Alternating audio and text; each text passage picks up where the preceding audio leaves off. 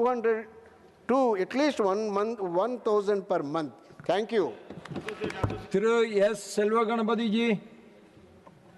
Chairman, sir, I rise today to draw the urgent attention of this August House to a matter of deep concern affecting our senior citizens.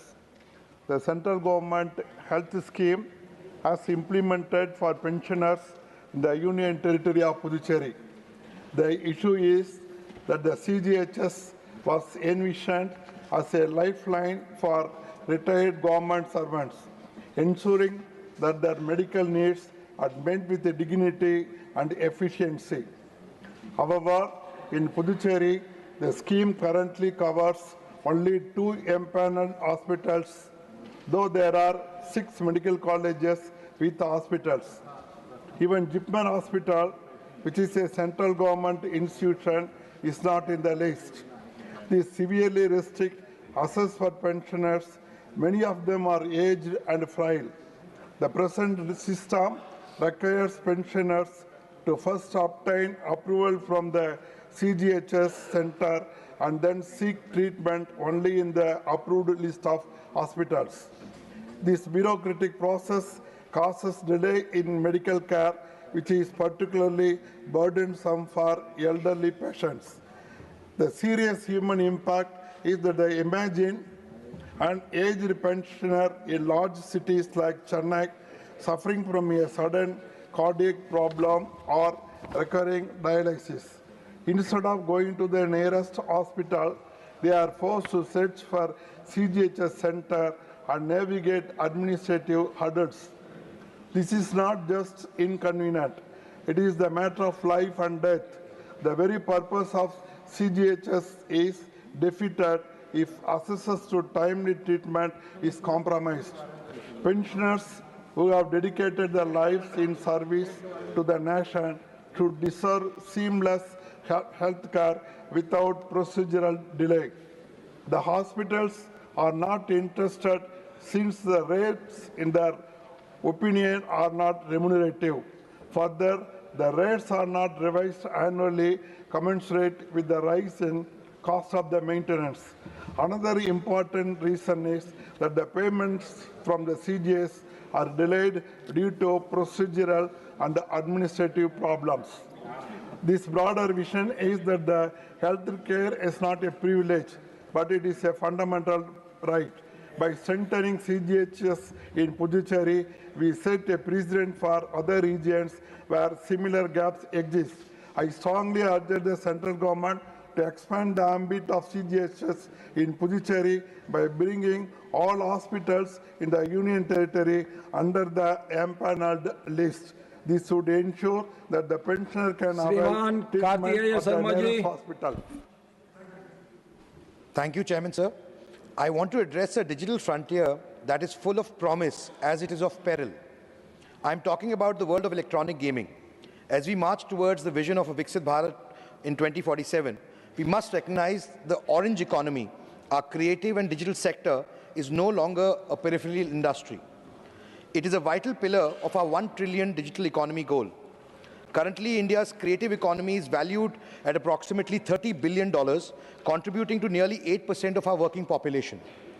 However, sir, we must distinguish between 2 very different realities within the sector. Sir, on one hand, we are witnessing the crisis of unregulated amateur gaming and its impact. The sprawling nature of unregulated amateur online gaming has led to grave repercussions.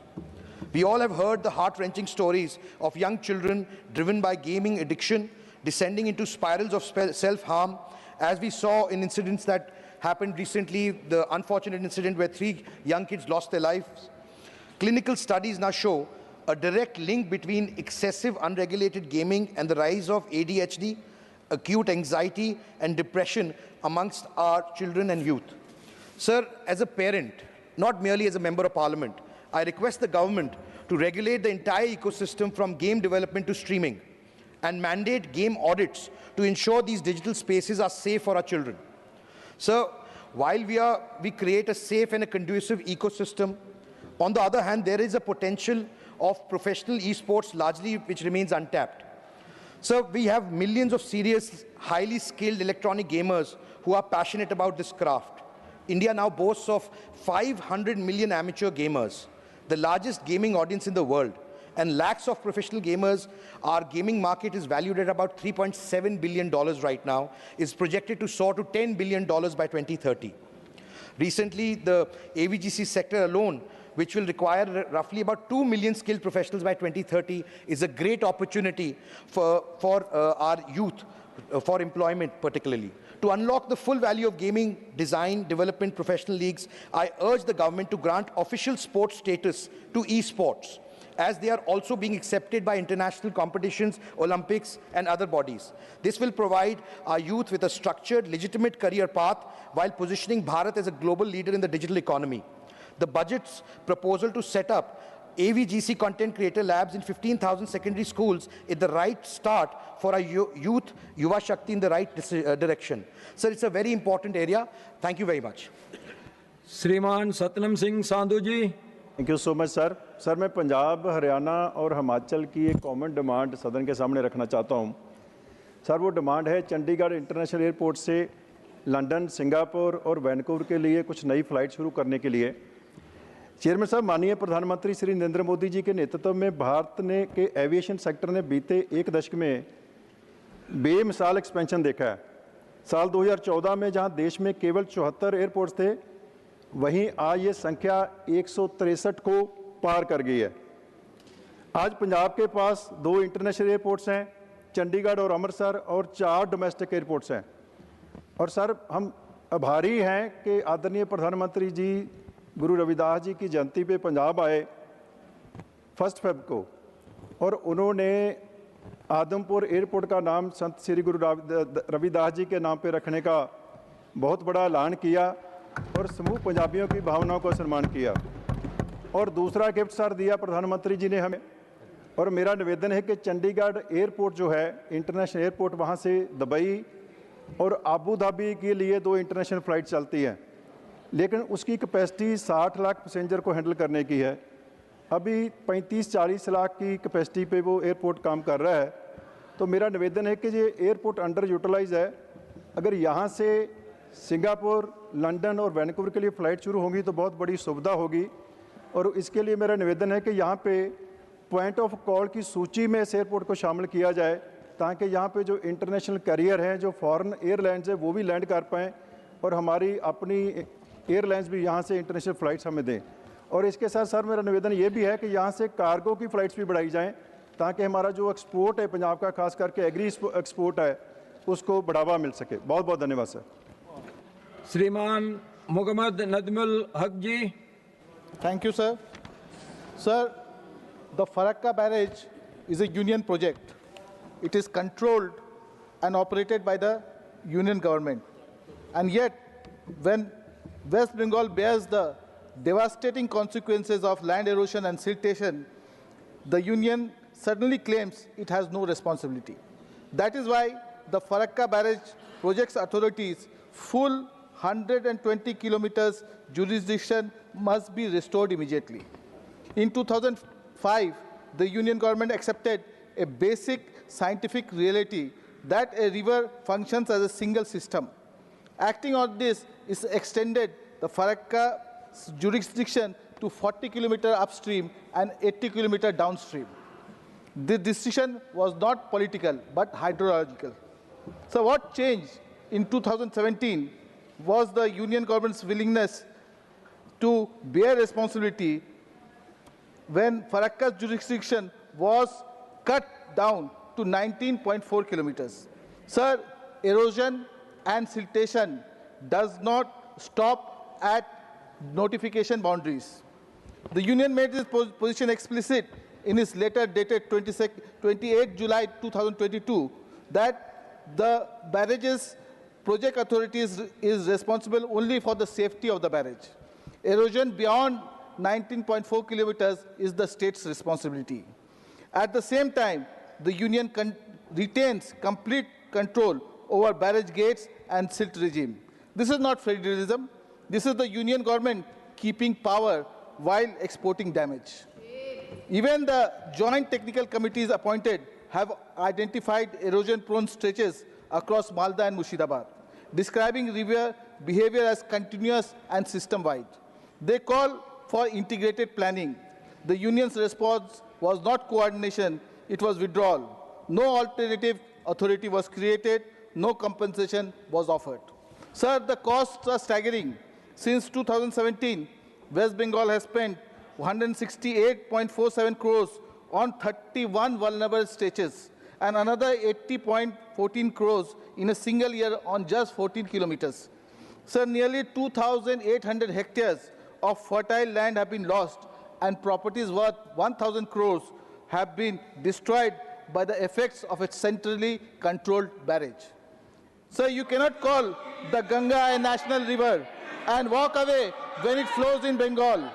Sir, you cannot call Ganga a national river and walk away when it flows through Bengal. Restore the full 120-kilometer jurisdiction of the Farakka Barrage Project Authority. Responsibility cannot be sliced away while control remains. The people of Bengal will not bear this cost. बहुत बहुत धन्यवाद माननीय सभापति महोदय, आपने मुझे महत्वपूर्ण विषय पर बोलने की अनुमति प्रदान की। महोदय, मैं आज इस सदन के माध्यम से मध्य प्रदेश की गौरवशाली विरासत और हमारी नारी शक्ति की शिल्प कला, चंदेरी और महेश्वरी बुनकरों की आवाज़ बुलंद करना चाहती हूँ। महोदय, माननीय प्रधानमंत्री जी के वोकल फॉर लोकल और आत्मनिर्भर भारत के आह्वान ने हमारे पारंपरिक उद्योगों में नई चेतना फूंकी है। चंदेरी की परभासी कोमलता और माहेश्वरी साड़ियों के स्थापत्य डिज़ाइन केवल वस्त्र नहीं है, बल्कि हमारे प्रदेश की आत्मा है। लेकिन बदलते वैश्विक बाजार में हमारे इन बुनकरों, जिनमें 70% से अधिक मेरी बहनें हैं, को सशक्त बनाने के लिए हमें कुछ प्रमुख स्तंभों पर ध्यान केंद्रित करना होगा। ई कॉमर्स एकीकरण, आज का युग डिजिटल है। मैं सरकार से मांग करती हूं कि चंदेरी और महेश्वरी बुनकरों को सीधा indiahandmade.com और ONDC जैसे प्लेटफॉर्म से जोड़ा जाए। बिचौलियों की भूमिका समाप्त कर जीरो कमीशन मॉडल के जरिए लाभ सीधा बुनकर के खाते में पहुंचना चाहिए। माननीय महोदय, हमारे पास जीआई टैग है, लेकिन अंतर्राष्ट्रीय बाजार में इसकी मार्केटिंग अभी भी कम है। हमें ब्रांड मध्य प्रदेश भारत के तहत एक आक्रामक मार्केटिंग अभियान की आवश्यकता है, ताकि चंदेरी और महेश्वरी का नाम विश्व स्तर पर अपनी पहचान बना सके। आज की मांग है कि हम बुनकरों को आधुनिक रुझानों से जोड़ें।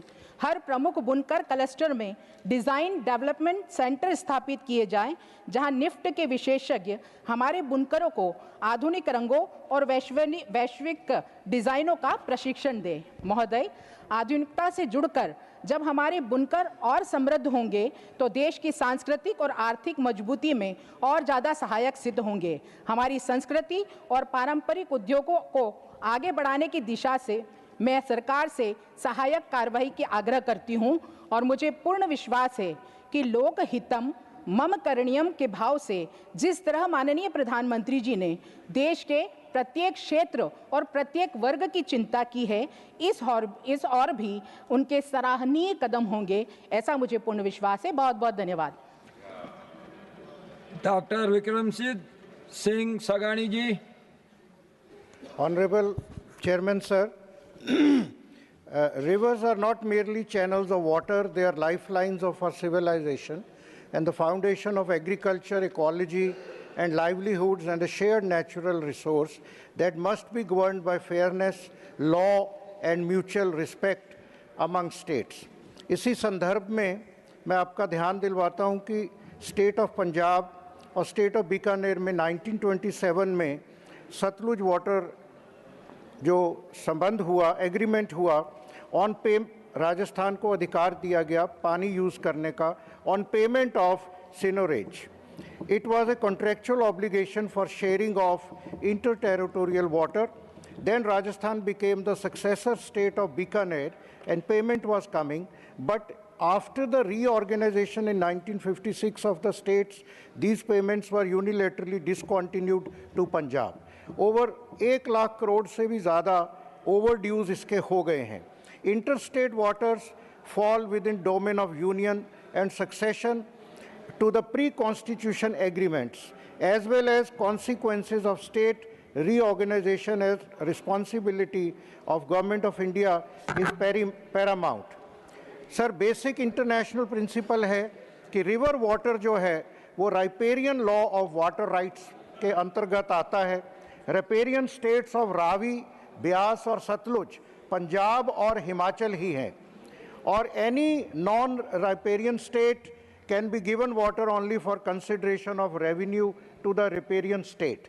उसके बाद 31 दिसंबर 1981 में पंजाब, हरियाणा, राजस्थान को एलोकेशन कर दी गई यूनिलेटरली। पंजाब ने कभी भी ये एग्रीमेंट पंजाब असेंबली में रेटिफाई नहीं हुआ। It was imposed on Punjab. It should be reviewed that because अभी पंजाब की ग्राउंड वाटर जो सिचुएशन है और जो वाटर डेप्लेशन है और जो पंजाब में वाटर कंटेमिनेशन है, 70% ऑफ दी पंजाब के रिवर का 70% पानी बाहर की स्टेट्स को जा रहा है। 19 MAF वाटर, टोटल 25 MAF है। लेकिन जब पंजाब में फार्मर एक्स्ट्रा एक्सट्रैक्शन कर रहे हैं वाटर की, 14 लाख ट्यूबवेल, उस दिन ही मंत्री जी ने कहा ग्राउंड वाटर लेवल बहुत डाउन है और जो है भी वो भी आर्सेनिक और कंटेमिनेटेड है। तो many blocks have been identified in red zone and water having all the impurities। तो 11.25 MAF पानी राजस्थान को जाता है, वो कोई बात नहीं, लेकिन उसका मुआवजा ज़रूर मिलना चाहिए, क्योंकि no payment is received after the जो 1956 का रीऑर्गेनाइजेशन हुआ, उसके बाद उसका रिव्यू होना चाहिए। और 1981 की जो एलोकेशन है। डॉक्टर एम तंबीदुरई जी।